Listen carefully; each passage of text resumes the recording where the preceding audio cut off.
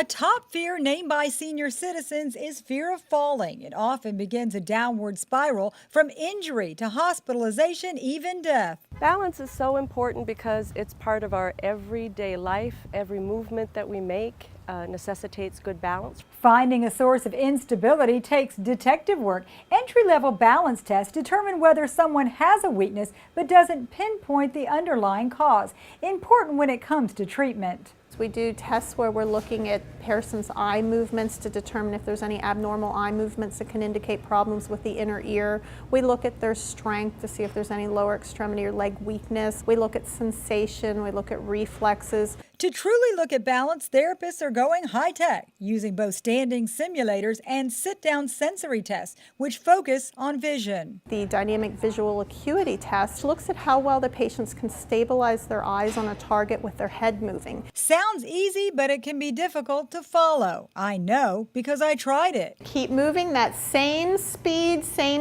What this test is testing for is how well your eyes stabilize on the target, which is a function of the inner ear. The inner ear is home to the vestibular system. It collects information and coordinates vision with movement.